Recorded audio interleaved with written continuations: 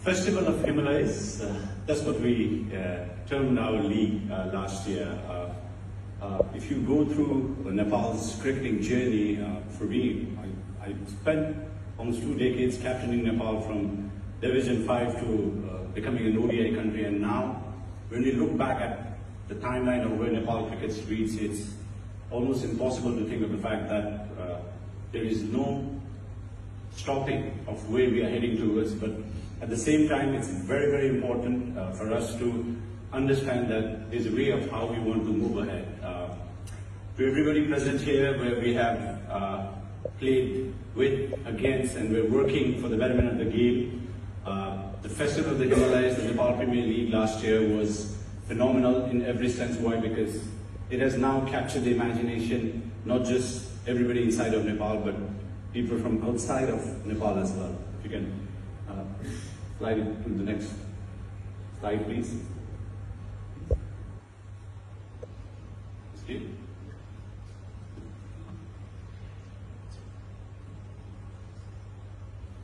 So, I mean, our cricketing history says that we played 2 World Cups now. We played the Asia Cup, obviously our women's under-19 team recently playing the World Cup. Even in the Asia Cup, we managed to beat Pakistan. And of course, last year, in 2024, we lost by 1 run to South Africa.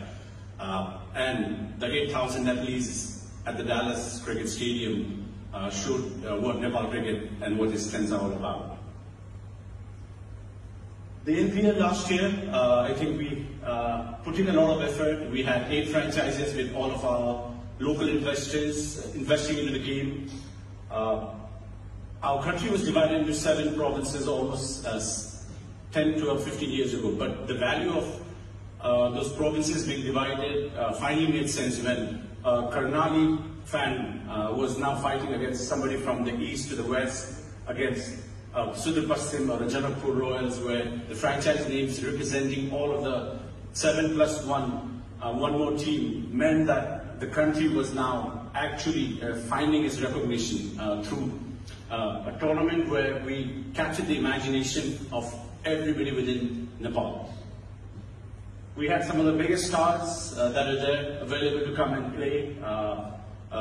Shikhar Dhawan, who just retired from the IPL last year, came in. Jimmy Neesham, who's played franchise cricket all over the world, finally won his first ever T20 championship, and that was in Nepal. And it was a story where I spoke to Jimmy. He said maybe that will happen at the base of the Himalayas, where, you know, when Nepal is renowned for its mountains, but now Nepal is also making its mark through cricket.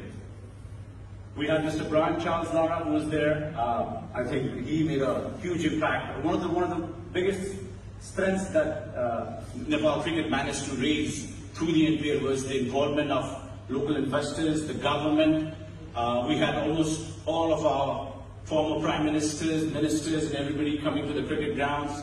We had some of the most passionate cricket fans in the world. But even for them, we've always had people follow Nepal cricket with the Nepal flag, but now all of a sudden they had the franchise flag that they were, you know, raising and creating an identity for themselves.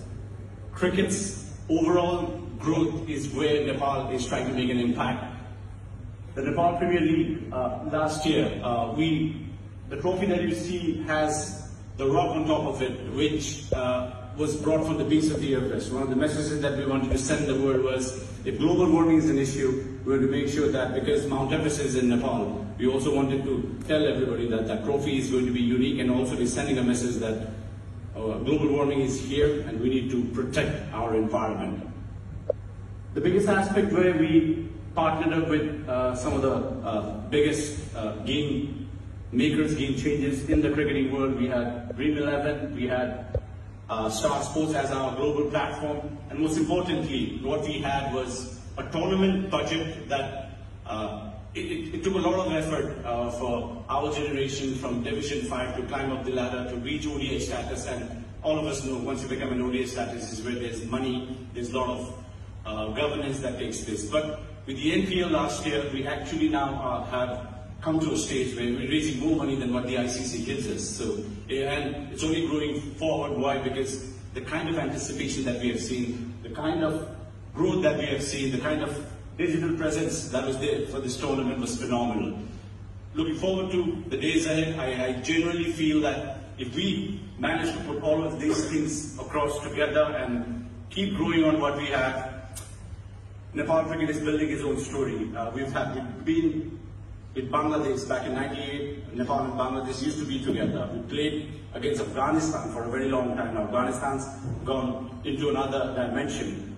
What next for Nepal would probably mean that we now want to envision ourselves of becoming a test playing country. How that is going to happen, we have the fans, we have the support of the government. For the very first time after the inception of the NPL, the government actually doubled the budget for sports and cricket in generally. We getting around almost 60 million rupees, just, $60 million, sorry, segregated just for the growth of cricket and stadiums being built back home.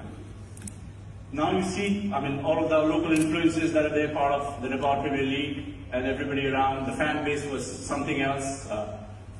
And most importantly, there's this young boy who just captained Nepal in the recently under-16 championship, where 8 months ago he was nowhere to be seen. He was found from a talent hunt program, and later on he went on to play the under-19s and also went on to captain Nepal. And the next thing you know, he's won a championship already for Nepal.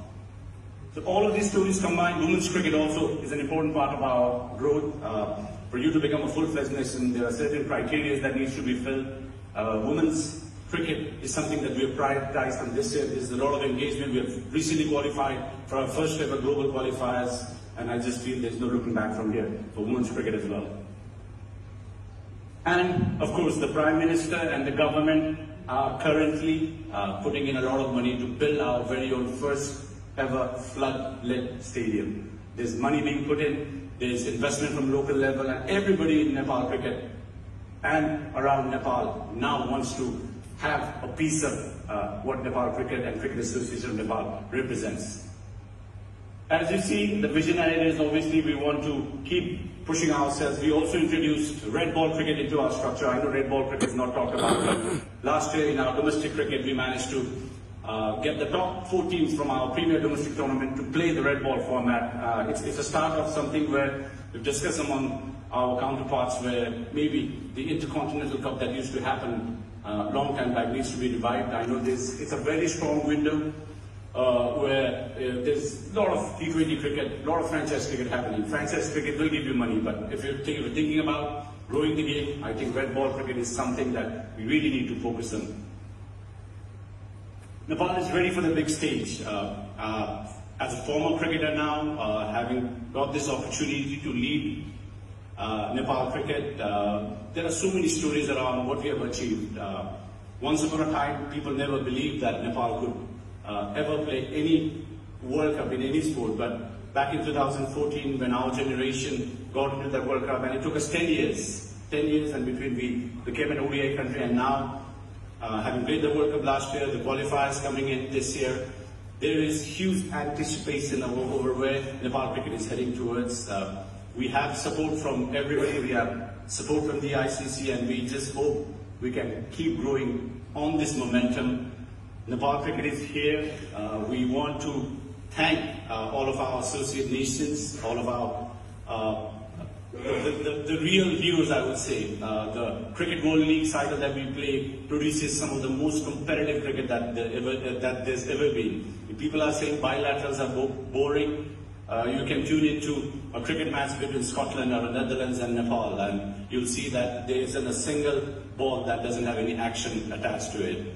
Nepal cricket, with the ICC and everyone's support, we hope to keep growing. It's an impact that a tournament last year made, which has now made our cricket and our financial system very robust, very concrete, and I hope we can keep building on this. And to the ICC, we are just waiting to have some of the bigger teams come over to Nepal. We're playing the West Indies this September, our first ever series against a test playing country. Very, very grateful to the West Indies Cricket Board, and like I said, the more cricketing nations around us with some of the most passionate cricket fans and the backing of everybody back home in Nepal, hopefully Nepal cricket in the near future will become a test playing nation or a full member is what we strive towards and working towards.